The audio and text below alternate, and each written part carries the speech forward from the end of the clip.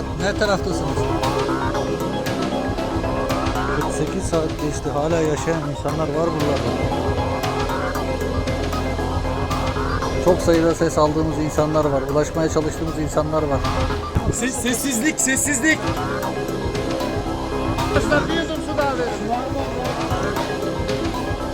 Tamam, geldik. Arkadaşlar merhabalar. Önümüzdeki günlerde asrın kıyameti olarak adlandırdığımız 6 Şubat depremiyle ilgili anma törenleri düzenlenecek. Hatay'a gideceğiz, Kahramanmaraş'a gideceğiz, Adıyaman'a gideceğiz. Ve geçen sene biz neler yaşadık? Tam bir sene önce nasıl bir güne uyandık? Nelere şahit olduk? Bunları paylaştığımız, üzerine konuştuğumuz bir haftaya giriş yapacağız. Bu haftaya giriş yapmadan önce biz de bir sene önce bölgede, sahada gönüllü olarak deprem sabahına uyandığımız andan itibaren hiç vakit kaybetmeden gönüllü olarak deprem bölgesine gittik. Bölgede kaldığım süre zarfı içinde sahada yardım çalışmaları için benim kendilerine eşlik ettiğim, bana eşlik eden birçok isimle karşılaştım. Orada yardıma ihtiyacı olan depremzedeler için isimsiz bir kahraman oldu. Ama aslında her kahramanın bir ismi vardır ve ben hepsini sizinle birebir buluşturmak, hikayelerini anlattırmak ve dinlemek, tarihe not etmek istiyorum.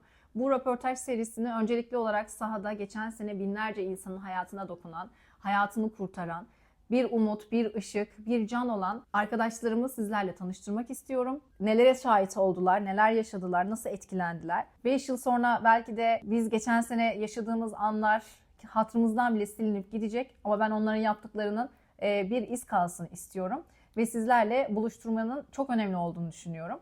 Her kahramanın isim vardır adı altında arkadaşlarımı, gönüllü olarak orada bulunan, kendilerini feda eden arkadaşlarımı sizinle tanıştıracağım ama öte yandan da toplumsal farkındalık ve bilinç arttırmak üzerine de satır aralarında birçok yaşadığımız detayı sizinle paylaşmak istiyorum. Bu programları, bu yayınları yapmamın en önemli sebeplerinden bir tanesi de bu. Şöyle ki kaos ortamında, bu çaplı büyük bir felaket ortamında yaşanan panikle ve şokla çok bilinçsizle hareket edip normalden daha fazla çevremize ya da yardım etmek amacıyla güdüsüyle hareket ettiğimiz, aksiyon aldığımız durumlarda daha fazla farkında olmadan bilinçsizce yaptığımız hareketler birçok insan hayatını etkileyebiliyor. Hatay'a gittiğimde gazeteci olarak gittim ama ne yazık ki orada ben gazetecilik görevimi yapamadım. Çünkü hayatımda ilk defa öyle bir manzarayla karşılaşmıştım. Böyle bir kaos ortamı içine düşmüştüm. Ve yaşanan acılar, duyduğum feryatlar yani hiçbir yerde duymadığım, hiçbir yerde görmediğim manzaralardı. Hiçbir zaten tesellisi yoktu. Nasıl baş edilebileceğini ben de bilmiyordum. Nitekim o akşam biz basın ekibi olarak bölgede de sahada da haber için bulunan birkaç arkadaşımla beraber ilk kurulan Sahra Hastanesi'ne gittik. Sahra Hastanesi Hatay'ın dışında güvenli bölgeye kurulmuş. Yabancı yurt dışından gelen diğer yabancı devletlerin de hastane kurduğu bir bölgeydi. Bir gece o Sahra Hastanesi'nin hem kurulum takibini yaptık hem orada durduk, kaldık. Çünkü çok büyük bir güvenlik zafiyeti vardı. İlk gecemizdi benim Antakya'ya gittiğim ve hırsızlıklar baş göstermeye başlamıştı. Ben gittiğimde jandarmanın koruması altında olan, askerin koruması altında olan bir yerde geceyi geçirmek zorundaydık. Zaten arabada kalıyorduk. Nitekim Sahra Hastanesi'nin kuruluşuna şahit olduk. Orada sağlık çalışanlarıyla beraber geceyi geçirdik. Sonrasında sabah olunca ben Antakya'ya Cumhuriyet Caddesi'ne gitmek için yola çıktım. Antakya merkeze ulaştığımda kameramı nereye çevirsem gördüğüm görüntülerin etkisiyle o kadar hem panik oldum hem ben nereye düştüm, deprem olunca böyle mi oluyor diyerekten kameramı nereye çevirsem yıkılmış bir binayla karşılaştım ve hiçbirinin başında ne bir kurtarma ekibi vardı, ne bir yetkili vardı, ne bekleyen bir yakınları vardı. Tamamen gerçekten ıssız bir yerde. Bir süre sonra zaten araçla gidemediğim için yürümek zorunda kaldım. Akabinde abimlerin yanına vardım. Gittiğim gibi Türk Silahlı Kuvvetleri'nin iyi ki varlar. Milli Savunma Bakanlığı iyi ki var. Gittiğim gibi bölgede çalışma yürüten birliklere katıldım. Yani şöyle birliklere katıldım derken birliklere gittim, dedim ki ben geldim, gönüllüyüm, sizin için ne yapabilirim? Su mu taşıyayım, kovayla toprak mı çıkartayım? Ya bir şeyler yapayım, sizin için ne yapabilirim? Ben buraya bir fayda sağlamak için geldim. Yani kadınlara bakabilirim, çocuklara bakabilirim, bir şey götürebilirim. Nitekim onlar beni yönlendirdiler. Bir çalışma sahaları vardı. Saha çalışanı olarak hemen hızlı bir şekilde koordine olduk. Böyle bir sürecin içine dahil oldum. Ve orada olduğum süre boyunca da askerlerle beraber, Mehmetçik'le beraber bütün köylere yardım taşıdık. Bu benim hikayem. Bu hikaye içinde ben aslında biraz da sosyal medyanın orada olduğum süre boyunca sosyal medyadan yardım ihtiyaçlarını, ihtiyaç listelerini paylaştım. Ve karşılığını da buldu. Birçok yardım geldi. Onları seve seve de paylaştım herkesle. Ben oraya gittiğimde edindiğim bilgilere göre konuştuğum kişilerle özellikle ilk gece askerlerden beraber çalıştım. Onlara eşlik etmek için ricada bulundum. Askerlerden dinlediğim kadarıyla ilk gece orada başka bir cehennem yaşandı. Bana anlattıkları şu: İlk deprem olduğunda yangınlar çıktığı söylendi. Yangınlar çıkıyor, patlamalar oluyor. Birçok insan ne yazık ki o yangınlarda da hayatını kaybediyor. Yağmur yağıyor. Yağmurdan, soğuktan zaten kaçacak bir yer bulamıyorlar. Birçok insan can havliyle kendini dışarıya atıyor, ısınacak yer bulamıyor ve akabinde 4-5 saat sonra evlerine geri dönmek zorunda kalıyorlar. Zaten en büyük yıkım ve kaybın sebebi de 9 saat sonra gerçekleşen ikinci depremde hepsinin hayatını kaybediyor oluşu. Bütün binalar Antakya'da sokaklara, yollara yıkıldığı için, hiçbir şekilde araçla da ulaşım olmadığı için zaten sadece şehrin girişindeki binalara müdahale edebiliyorsunuz. Yani diğer daha iç taraflara gitmek için ne yazık ki diğer yıkılan binaların üzerinden uçmanız gerekiyor gibi bir durum vardı. O gece yaşananlar çok acı, dinlediğim hikayeler. Gönüllüler depremzedelere yardım etmek için, enkazlarda çalışmak için oraya gitti. Ama onlar gelene kadar çoktan hırsızlıklar başlamış oldu. Ben bile ilk gittiğim akşam korunduğu için Sahra Hastanesi'nde geceyi geçirmek zorunda kaldım. Nitekim zaten abim de bunu bana yoldayken söylemişti. Hatta hatırlayacaksınız, kasalar sokaklarda patlatılıyor diye haberler yapıldı. Bu da benim yine sosyal medyadan paylaştığım ve acilen güvenlik önlemlerinin arttırılmasını için talepte bulunduğum, duyurduğum orada yaşanan başka bir gerçeklikti. Yine karşılığını buldu. Hem sivil olsun hem resmi kolluk kuvvetleri olsun bunun karşılığını verdiler. Şöyle söyleyeyim size, Türkiye'nin dört bir tarafından memur, polis, jandarma normal görevleri icabı gelemese bile, görevli olarak gelemese bile yıllık izinlerini kullanarak, beylik silahlarını alarak bölgeye geldiler. Ve oradaki insanların canını, kanını, malını, her şeyini korumak için orada nöbet tuttular. 7/24. Ben şahidim. Onlara çorba vermek, onlara battaniye vermek ya da ısınmaları için odun taşımak benim için de bir gururdu, onlara açık söylemek gerekirse. Çünkü orada bulunduğum süre zarfı içinde gerçekten fedakarlıkları, arabalarıyla geldiler, sivil olarak geldiler ve oradaki insanların enkazlarda dedektörlerle altın arayan, kasa arayan Suriyelileri uzak tuttular. Yani sonrasında ya zaten jandarma, asker, polis orada üzerine düşeni yaptı ama gönüllü olarak gelen diğer kolluk kuvvetleri, diğer memur arkadaşlar da benim gerçekten gözlerimi yaşarttı. İnanılmaz da bir dayanışma vardı bu anlamda. Hiç kimseyi mağdur etmemeye yönelik. Bu arada hırsızlığın boyutu şu haldeydi. Gönüllü olarak gelen birçok kişinin yanlarında getirdikleri çadırlar çalındı, kıyafetler çalındı. Arama kurtarmada kullanılacak taşınabilir malzemeler çalındı, inşaatta kullanılacak. İşte hiltisi, çadırı, çekici, küreği ya da tıbbi malzemeleri, çalınmayan hiçbir şey yoktu. Yani bir binanın önüne ekipmanınızı bırakıyorsunuz, buraya geleceğim, çalışmaya devam edeceğim diye. 3 bina sonra bir şeyi teşhis etmeye gidiyorsunuz, döndüğünüzde ekipmanınızı bulamıyorsunuz. Böyle bir süreç yaşanmaya başlamıştı. Bu da zaten tabii ki bu tarz durumlarda, kaos ortamlarında yaşananları bilenler için hazırlık gerektiren bir şeydi. Ve bunu bilen herkes bölgeye korumaya geldi arkadaşlar. Arama kurtarma evet başka bir olaydı ama oradaki güvenliği sağlamak da çok başka bir olaydı. Güvenliği de gönüllüler ayrıca sağladı, emniyet güçleri ayrıca sağladı. Burada Türk Silahlı Kuvvetleri'ne çok başka bir başlık açmak istiyorum.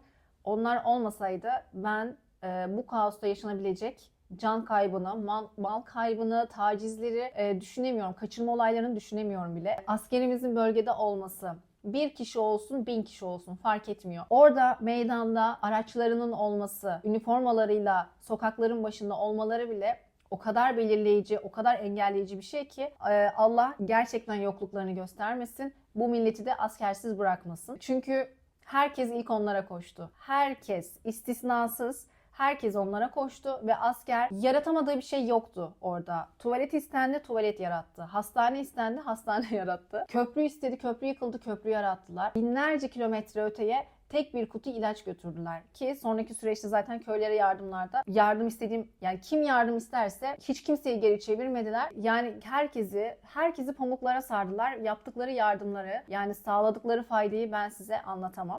O yüzden de ben birebir bu kadar fedakarlıklarına şahit olduğum için Bütün yardımları da Türk Silahlı Kuvvetleri'ne yönlendirdim. Bölgede olduğumu bilen bütün arkadaşlarım yardım göndermek istedi ve hepsini oradaki birliklerin birebir garnizonların adreslerine yönlendirdim. Çünkü koordinasyon sağlanamadı. Sağlanamadığı için de bütün yardımlar ne yazık ki boşa gitti. Sokaklara döküldü. Çöp oldu, sonra da yakıldı. Isınmak için yakılmak zorunda kaldı. Ama ben askerle beraber çalıştığım süre zarfı içinde, onlara yardımcı olduğum ve gözlemlediğim süre zarfı içinde gönderilen yardıma muhtaç her kapıya paketlerle, kolilerle, bantlarla özel kargo gibi gönderildi. Gitti her şey. O kadar fedakarca hareket ettiler ki bir süre sonra kendi elleriyle işte rütbe, hiyerarşi, işte albaylık, binbaşılık, yüzbaşılık, tüm generallik, hiçbir rütbe fark etmeksizin depremzedeler için o noktada koli yapmaya başladılar. Yani ben kendi gözlerimle gördüm. Gelen yardım tırlarının hızlı bir şekilde koordine edilip ihtiyaç sahibi adreslere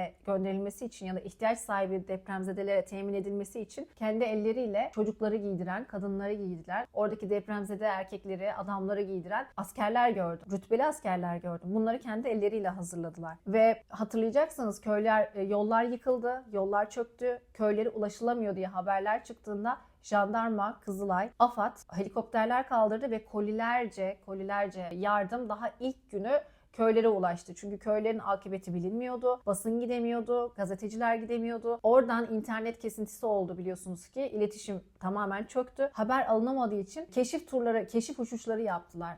Bunları yakinen takip eden bir gazeteci arkadaşımdan dolayı da çok iyi bildiğim için net söyleyebilirim. İlk andan itibaren köyleri de bütün hepsini teftiş ettiler. Ne mutlu ki köylerde çok fazla zarar yoktu. Şehri çok etkilemişti. Antakya için çok etkilemişti. Hatay için çok etkilemişti deprem. Ama o dönem içinde de aldığımız haberlere göre zaten bir ihtiyaçları yoktu. Oradaki köylüler de jandarmalara hatta şunu söylemişler. Siz bizi düşünmeyin. Biz burada 20 günde olsa, 40 günde olsa idare ederiz. Şehir çok kötüymüş. Siz şehri kurtarın. Hatta biz de ne gönderelim? Yemek içmek lazımsa ekmek yapalım, ekmek gönderin diyen köylülerden bahsediyorum. Bu tarz olaylar yaşandı onlara dair. Çok soğuk bir geceler geçirildi orada. Asker çocukları kendi arabalarına kirpi denilen araçları var. Vuran denilen araçları var. Onların içine alarak ısıttılar. Ben dahil. Çünkü ısınma şansınız yok. Ne odunla ısıtılabiliyorsunuz. Elektrikli soba denilen bir şey yok. Çünkü elektrik yok. Telefonunuzu şarj edecek bir elektrik olmadığı için. Sadece jeneratör bulabilirseniz telefonlar 1 saatlik şarj oluyor. Sonrası 12 saat boyunca hiçbir şey yok. Burada da yine asker herkesin yardımına yetişti. Kurduğu jeneratör noktalarıyla en azından telefonlarını şarj etmelerini sağladı, yardımcı oldu. Isınamayan, yani güçlerinin yettiğince, kapasitelerinin yettiğince herkesi ısıtmaya, doyurmaya, yedirmeye, içirmeye, o şartlar içinde yaşamsal alanlarına olabildiğince sağlamaya çalıştılar. Sonraki günlerde değil, aslında çok hızlı bir şekilde gerçekleşen bir şey bu. Tuvalet ve hijyen ihtiyacı. İlk geceden itibaren gerçekleşen, baş gösteren bir sorundu. Kanalizasyon altyapısı çöktüğü için binalardaki bütün tuvaletler patlamış ve taşmış vaziyetteydi. Yani binalarda olsun, resmi kurumlarda olsun, umumi tuvaletlerde olsun zaten kullanılabilecek bir vaziyette değildi. Herkes zaten tuvalet ihtiyacını kuytu köşelerde gidermeye çalıştığı bir süreç içindeydi. İnsanlar, bizler, gönüllüler dahil tuvalete gitmemek için su içmediğimiz geceler, günler oldu. Yani susuzluktan hastalananlar oldu, öyle söyleyeyim. Bu noktada yine herkesin ihtiyacına asker yetişti ve envanterinde bulunan tuvaletleri meydanlara kurdu. Ama kalabalık ve popülasyon o kadar yüksekti ki tabii ki o da yeterli olmadı. Çünkü kurulan mobil tuvaletleri de bir şekilde yine böyle sirkülasyon sağlayıp işte temizlemek, yenilemek vesaire gerekiyor. Bir haftada tabii insanlar, özellikle kadınlar regl dönemlerinde çok zor anlar yaşadılar. Buna çare olması için hızlıca bir mobil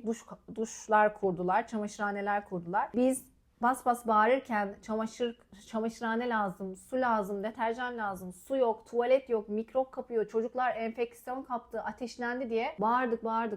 Bizim sesimiz 10 günden sonra duyuldu. 10 günden sonra bölgeye minik işte markalar, kurumsal yapılar organize olarak kendi düzenlerini kurdular. Ama onlar gelene kadar asker vardı. Bu ihtiyacı asker bertaraf etti. Duşlarını kurdu, tuvaletlerini kurdu, yemeklerini, mutfaklarını kurdu, çadırlarını kurdu. Bunu söylemeden geçmek istemiyorum. Çünkü o anda, o ihtiyaç anında taş devrine döndüğünüz bir günden bahsediyorum. Elektrik yok, tuvalet yok, su yok. Ağacın dibine tuvaletinizi yapmak zorundasınız. içecek bir su bulamıyorsunuz. Yani o kadar zor bir dönem geçiriyorsunuz ki taş devrinde olduğunuz bir dönemde asker size öyle bir alan sağlıyor ki yani onun çevresinden ayrılmak ihtimaliniz yok zaten. O yüzden ben minnettarım ve her bir askere de burada gerçekten tekrardan hem anıyorum hem şükranlarımı iletiyorum hem de minnetimi sunuyorum. Gerçekten çok değerliler, iyi ki varlar. Güvenlik açısından yani sağladıkları koruma çok başka bir dünya zaten. Bu arada yağma yapanlar birinci geceden itibaren özellikle işte gelen göçmenler sınırdan giriyorlar. Yıkımın boyutunu görüyorlar. Malını, mülkünü, dükkanını koruyan hiç kimse olmadığını görüyorlar ve kuyumcu dükkanlarını soymaya başlıyorlar. Mağazaları yağmalamaya başlıyorlar. Hiçbir kilitli kapı kalmadı Hatay'da. 2 gün içinde okul, hastane, belediye, şirketler, mağazalar, restoranlar hiçbir yer kalmadı. Her şey yağmalandı. Bu yağmalananlar yakalandı tabii ki ama size çok çarpıcı bir gerçek de buradan paylaşmış olayım. Belki hiçbir yerde duyamazsınız. Yakalandılar ama onları tutuklu tutabilecek o kaos içinde hiçbir yer olmadığı için 4 kapısı çevreyle kilitleyebilecekleri bir alan olmadığı için ne yazık ki salmak durumunda kaldılar. Ama arka planda ne yaşandı, nasıl cezalandırıldı onu bilemiyorum. Ama yaptıkları da karşılıksız kalmamıştır. Ona da çok net eminim. Son günlere artık yaklaştığımızda, depremin 10. gününe doğru yaklaştığımızda şöyle şeyler yaşandı arkadaşlar. Zaten bu 3. günden itibaren aslında olan, gelişen bir şeydi. Şimdi anlatacaklarım için çok özür dilerim. Eğer bir depremde hayatını kaybeden ya da depremde ciddi şekilde etkilenen biri varsa izleyen çok özür diliyorum. Ama toplumsal bilinci arttırmak adına da bunların bilinmesi gerektiğini, konuşulması gerektiğini düşünüyorum. O da şudur. Enkazlarda hayatını kaybeden kişilerin cenazeleri çıkartılırken o kaos, o kalabalık ortamında, o organizasyonsuzlukta arama kurtarma cenazeyi ya da yaralıyı çıkarttı. Başka birine verdi, götürdü. Ama başka biri o cenazeyi ya da o yaralıyı nereye götürdü? Hiç kimse takibini yapamadı, bilemedi. Bu süreç içinde kaçırılan, kaybolan çok insan oldu. Taciz edilen çok insan oldu. Ne yazık ki oldu. Ben orada dinlediğim yine şahit olduğum olaylardan yola çıkarak bunları sizinle paylaşıyorum. Ama cenaze konusunda şöyle bir parantez açmak istiyorum. Cenazeleri taşıyacak hiç kimse yoktu. Götürecek hiçbir şey yoktu. Zaten hatırlayacaksınız. Toplu mezarlar kazıldı. Yani yetmedi. Kazılan mezarlar yetmedi. O hayatını kaybeden cenazeleri gömmeye kimsenin gücü yetmedi. Hala daha cenazesini bulamayan kayıp onlarca binlerce insan var belki de. Tırlarla taşınan bir cenaze sayısından bahsediyorum. Ağzına kadar cenazelerle dolmuş bir tırın görüntüsünü de kimsenin hafızasına kazımak istemiyorum ama böyle bir kaos ortamıydı. Enkazdan bir cenazeyi çıkartıyorsunuz. İsmi yok.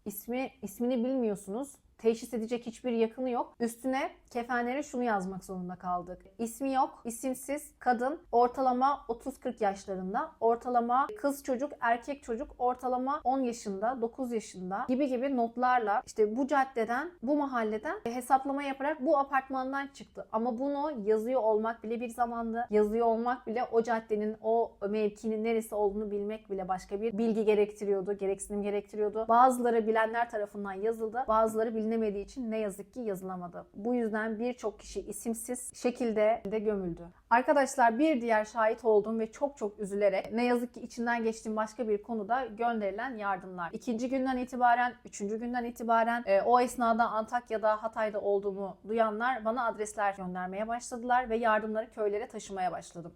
Bu noktada yine askerin yardımını istedim ve benimle beraber hem adresler konusunda hem ulaşım konusunda destekleri yadsınamaz şekilde fazlaydı. Onlarla beraber hareket ettim. Şöyle bir sorun yaşandı.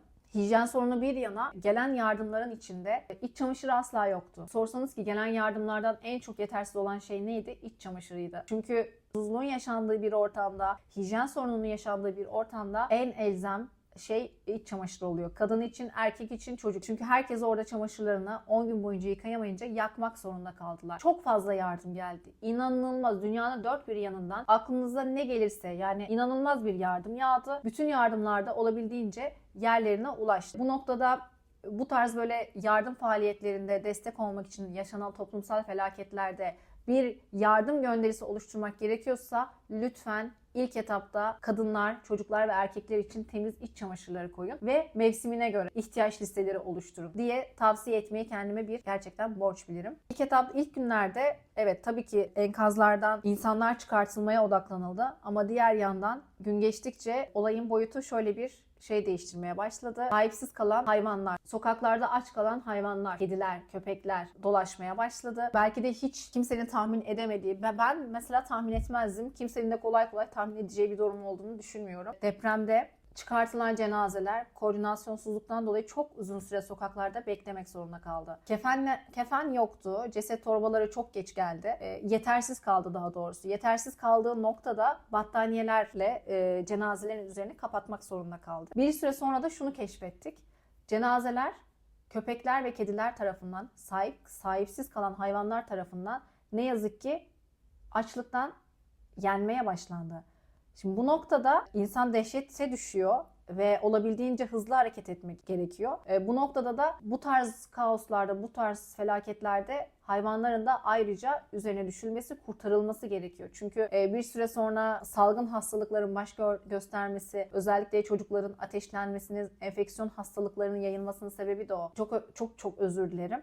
Cenazeye temas ediyor hayvan. Oradan çadır kamplara, konteyner kamplara gidiyor. Orada insanlarla temas ediyor. Yani oradaki mikrobu içeriye taşıyor. Bu çok ciddi bir problemdi. Ve sonrasında zaten yine hayvanları toplayan gönüllü arkadaşlarımız geldiler. Sahiplendirmeleri için hayvanları da güvenli bölgelere naklettiler. Dönüş tarihime yakın zamanlarda artık bölgede iyicene koordinasyon sağlanmaya başlandı. Yetkililer gelmeye başladı. Milli Savunma Bakanlığı, AFAD, Sağlık Bakanlığı, Kültür Bakanlığı, bütün bakanlıklar bölgeye gelip hakim olmaya başladılar. Gerekiyordu da iyi ki de geldiler.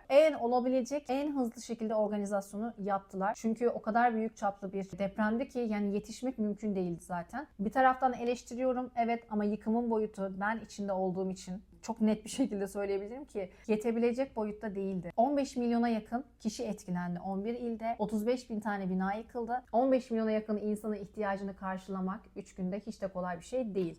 Buraya noktamı koyuyorum. Sizinle paylaşmak istediğim bu süre içinde şahit olduğum en iyi ve en hızlı koordine olup çalışan bakanlıktan bahsetmek istiyorum. Kültür Bakanlığı. Şöyle bir şeye şahit oldum. Ben Antakya Belediye Binası önünde çadırımı kurdum. Orada kaldım. Karşımda Antakya Şehir Müzesi vardı. Şehir Müzesi hızlı bir şekilde oradaki vatandaşlar tarafından çevrildi, korunmaya alındı.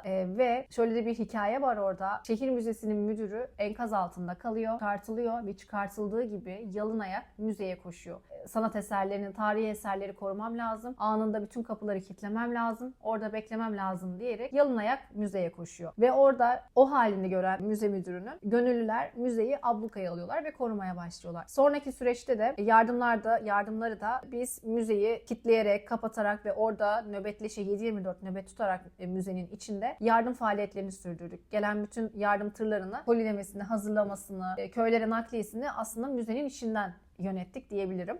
Burada tabii ki askerin payı yine çok büyük. Bir dakika olsun müzenin önünden ayrılmadı. Kültür Bakanlığı yetkililerinden bölgeye gelen aldığım bilgilere göre de hiçbir zayiat olmadan, hiçbir kayıp, çalınma olmadan en hızlı şekilde güvenli bölgelere tarihi eserler nakledildi. O süre zarfı içinde beni en çok sevindiren şeylerden bir tanesi buydu. Herhalde zaman kaybetmeden aksiyon alan 12 saat içinde bölgelere, tarihi eserlerin olduğu müzelere intikal edip hasar tespit çalışmalarını yapıp güvenli bölgelere bütün eserlerin nakledilmesini sağlayan bir bakanlıktı. Bunu söylemeden geçemeyeceğim. Tebrik ederim. Enkaz alanlarına dönmek istiyorum. Yavaş yavaş toparlamak istiyorum. Çünkü dönüşüm yaklaştı. Dönüşüm yaklaşırken ve profesyoneller sahaya gelmeye başlanırken resmi kurumlar daha fazla etkin bir şekilde çalışmaya başladı. İzinsiz enkaz çalışma sahalarına girilmedi, bölgelere girilmedi. Kontrollü giriş çıkışlar sağlanmaya başlandı bir süre sonra. Muhteşem bir şeydi. Çok önceden olması gerekiyordu. İyi ki de oldu. Gerçekten sıkı yönetim gibi bir ortam oluşmaya başladı. Bu da yine yağmaları önlemek, hırsızlıkları, zorbalıkları önlemek için yapılan, insanlara yapılan saldırıları önlemek için yapılan bir şeydi. İyi ki de yapıldı. Çok da etkili olduğunu düşünüyorum. Enkazlara dönecek olursam arama kurtarmalarda en etkin rolü oynayanlardan birisi bir grup vardı ki o da madencilerdi. Gönüllü olarak ilk günden itibaren kazmasını, çapasını alıp gelmiş madencilerimiz de girilmez denilen yerlere girdiler. Geçilmez denilen yerlerden geçtiler. Açılmaz denilen tünelleri açtılar ve öyle imkansız denilen noktalardan öyle bir hayat, yaşam tüneli açtılar ki sağladıkları o güvenli, ismini hatırlamıyorum, çok konuşuldu yanımda ama kurdukları o köprüyle o kadar insana can oldular ki, ama ne yazık ki şöyle de haksızlığa uğradılar. Madenciler enkazı açtı, köprüyü kurdu, sağlamlaştırdı, çökmeye karşı önlemlerini aldılar, içeride yaralıya ulaştılar. dışarıya haber verdiler. Madenciler çıktı, arama kurtarmacılar geldi, girdi, yaralıyı çıkardılar. Ama bu noktada alkışları hep başkaları topladı. Yani hiçbir rolü olmayan, bu kurtarmada hiçbir etkisi olmayan, hiçbir vasfı olmayan ekipler sanki oradaymış gibi geldiler, fotoğraf çekildiler, bir kişiyi daha kurtardık dediler ve gittiler. Bu defalarca kez madencilerin yaşadığı olaylardan bir tanesiydi. Hayır, öyle değildi. Birçok kişi madencilerin hakkına girdi. Kahramanca bütün o ölümleri göze alarak girdiler. İstisnasız uyumadan, yemeden, içmeden o yaşam tünellerini açtılar ve birçok insana gerçekten can oldular. Bu yüzden onları da tebrik ediyorum ve bunun da kayıtlara geçmesini istiyorum. Yaptıkları hiç kimsenin ulaşamayacağı bir şekilde ulaştıkları dipsiz bir kuyuya ulaştılar. Evet, çok büyük acılar vardı. Çok büyük yas, matem vardı. Çok büyük kayıplar vardı. Ama diğer taraftan toplum böyle bir şokla, böyle bir kaosla, felaketle karşılaştığında neler yaşanabilir? İnsanlık namına biz iyi niyetle orada bulunurken aslında diğer tarafta, madalyonun öteki tarafında neler yaşanabiliyor? Onların da bilgisini paylaşmak adına yaptığımız bir yayında ve verdiğim bilgilerdi. O yüzden eğer üzdüğüm, kırdığım biri olduysa çok özür dilerim. Ama niyetim asla rencide etmek değil, kötü şeyleri hatırlatmak değil. Sadece böyle bir insanlık dramı yaşanırken orada, korkunç acılar yaşanırken aslında diğer tarafta da yaşanan başka bir fırsatçılık söz konusu. Bu fırsatçılıklardan bir tanesi de dolandırıcılar tarafından suistimal edilmesi. Ben köylere yardım götürdüğüm süre içinde gayet iyi niyetlerle anlık ihtiyaçları karşılamak adına böyle bir güdüyle yola çıktım ve yüzlerce kilometre yol gittik. Gelen yardımlara anlık olarak ihtiyaçlar karşılandı ve o kadar çok yardım gelmeye, yağmaya başladı ki bir süre sonra gerçekten yardıma ihtiyacı olan kişiler muaf tutuyorum. Onlar lütfen üzerlerine alınmasınlar. Ama depremde öyle fırsatçılar vardı ki işte onlar bu gelen yardımları fırsatçılığa çeviren bir dolandırıcıydı. Kapı kapı yardım götürdük çok arkadaşımızla. Her gitmediğimiz belki de köy kalmadı 20 gün içinde. Ve bir süre sonra, mesela 5 günden sonra gittiğim köylerde takip ettiğim kadarıyla götürülen yardımlarımız bir süre sonra istiflenmeye başlandığına şahit oldum. Hatta köylerde yaşayan başka vatandaşlar tarafından, köylüler tarafından da uyarıldım. Dediler ki abla sen buraya geliyorsun, bu yardımları getiriyorsun ama sen daha şehre inmeden senin getirdiğin yardımlar internete satışa sunuluyor dendi. Ve gerçekten de sonrasında ben bundan şikayetçi olduğumda, polise şikayet ettiğimde, askere şikayet ettiğimde gerçekten bunun keşfi yapıldı. Ve götürdüğüm bütün yardımların istiflendiğini, battaniyesinin, montunun, ayakkabısının, ilacının istiflendiğini ve internette satışa sunulduğunu gördük. Hepsine el kondu tabii ki bu süreçte. Ama bu da yardıma, insanlığa olan insanın inancını böyle bir kaos ortamında bile bu fırsatçılığın nasıl düşünülebildiğini insanın gerçekten aklı almıyor. Bu süreç beni gerçekten en şaşırtan olaylardan biri olmuştu. Şöyle şeyler yaşandı. Bana gelen adrese bizzat kendi ellerimle yardım kolisini teslim ediyorum. Halini hatırını soruyorum. Vedalaşıyoruz. Ben şehre Antakya'ya geri dönüyorum. Ve bunlar da yakın yollar değil. Kolay ulaşılabilir yollar değil. 45 dakika, 1 saat, 1,5 saat yol gittiğimiz köyler, mesafeler bunlar. Ve sonrasında akşam daha şehre girerken telefonlar almaya başladım. Size gönderdiğimiz adrese yardım ulaşmamış, neden ulaşmıyor diye bu sefer sorular gelmeye başladı. Ama ben biliyorum ki o zaman kim söyledi, ne zaman konuştunuz diye kazdıkça diğer ekiplere, yardım götüren ekiplere de aynı listeyi verip istifçiliklerine aslında kargo gibi kullanmaya başladıklarını gördüm. Bu noktada da müdahale edilmesi gerekiyordu. Bu yüzden AFAD koordinasyon merkezleri kuruldu. Orada kişilerin bütün isimleri kayıt altına alınarak yardımlar verilmeye başlandı. Bu gerekiyordu. Çok da iyi oldu. O yüzden AFAD'ı da bu anlamda sonlara doğru tebrik ederim. Başlarda yoklukları çok büyük bir zafiyetti. Koordinasyonsuzlukları çok büyük bir zafiyetti. Ama ondan sonra orada öyle bir AFAD koordinasyon merkezi kurdular ki biz gönüllüler olarak yardım taşımak için, köylere yardım götürmek için bile bir sürü kayıt prosedüründen geçmek zorunda kaldık. İyi ki de kaldık. Çok da iyi oldu. Çünkü diğer türlü el yordamıyla anlık o olan sıcaklığıyla ihtiyacın giderilmesi için yaptığımız hareketler ne yazık ki suistimal edildi. Bunun en büyük örneklerinden bir tanesi de Sağlık Bakanlığı tarafından, Eczaneler Birliği tarafından kurulan seyyar eczanelerdi. Binlerce ilaç getirildi. Dönüşümlü olarak Türkiye'nin dört bir yanından eczaneler bölgeye geldi ve ilaç dağıttılar. Yeşil reçeteli ilaçlar dahil olmak üzere bütün istedikleri ilaçlar herkese verildi ve bu bir hafta boyunca devam etti. Yeşil reçeteli ilaçların temin edilmesinden sonra mesela orada da kayıt alınmadı. Yani O kadar insanlık namına öyle bir yardım seferberliği vardı ki yani o eczacıları da görmeniz lazımdı. Onları da anmadan geçemeyeceğim. Yani oturdular teker teker asker yardım isteyenleri, ilaç isteyen depremzedeleri bir düzene, bir sıraya koydu.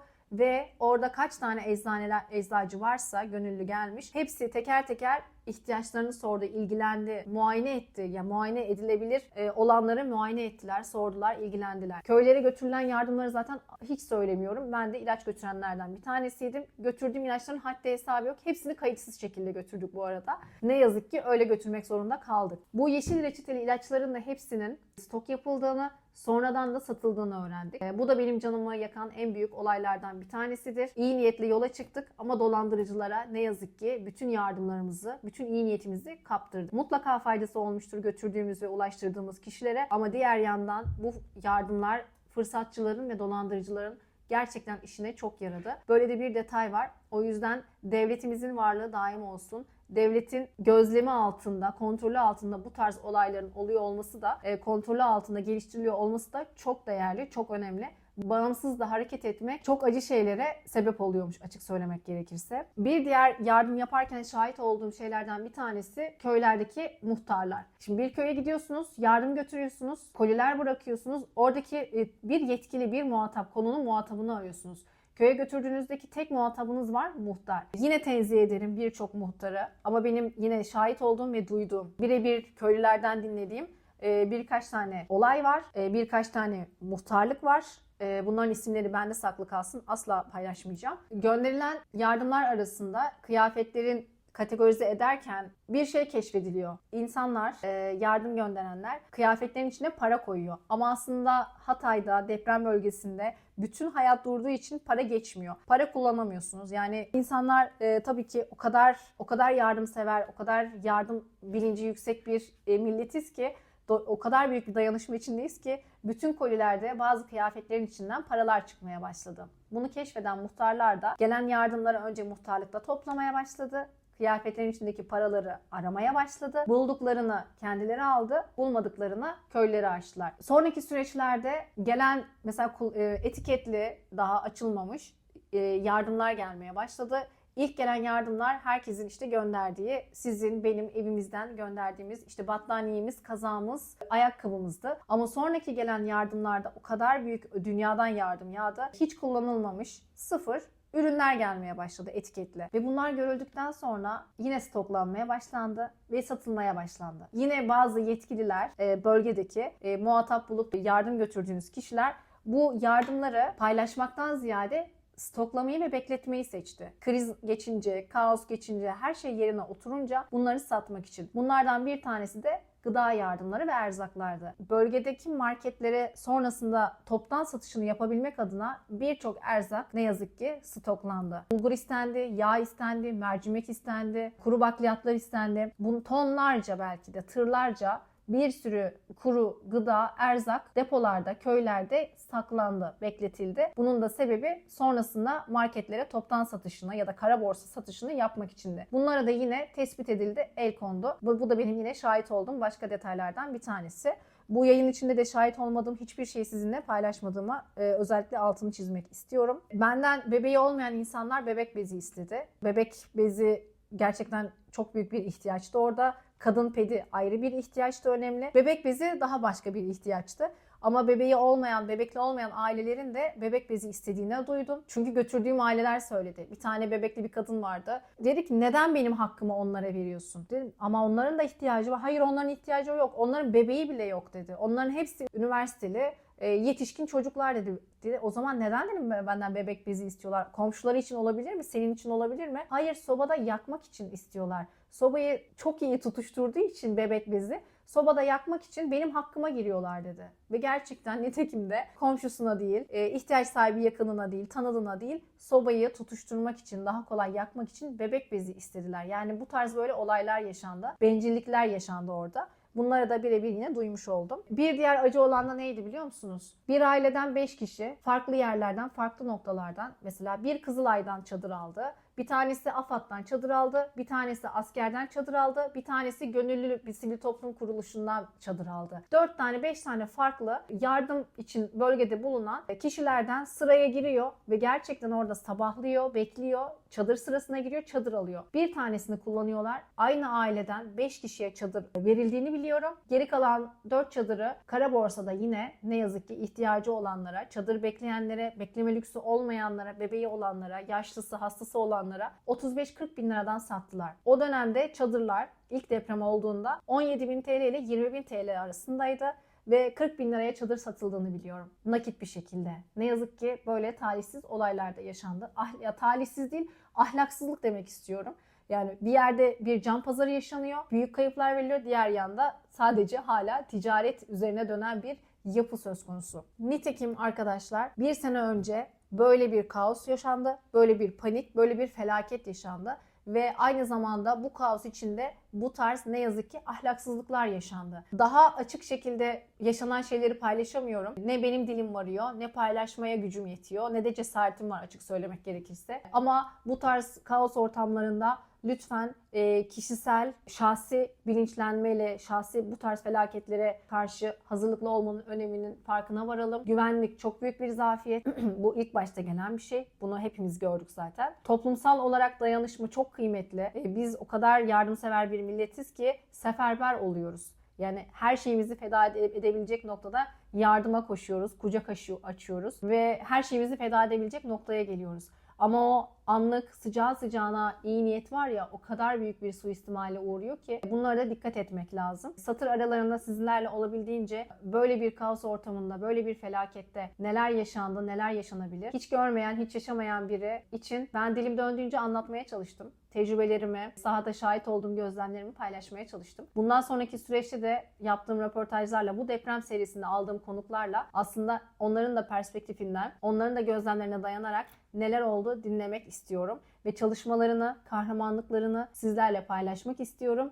Birçok kişiye dokundular, birçok hayat kurtardılar. Onlardan bir tanesi abimdi, onlardan bir tanesi çok sevdiğim arkadaşlarımdı. Hepsini sizlerle sonraki seride buluşturacağım. İzlediğiniz için teşekkür ediyorum. Yayının amacı toplumsal bilinci ve farkındalığı arttırmaktı. Sonrakilerde de bunu pekiştiriyor olacağım ve sürekli hatırlatıyor olacağım zaten. Teşekkür ederim izlediğiniz için. Görüşmek üzere.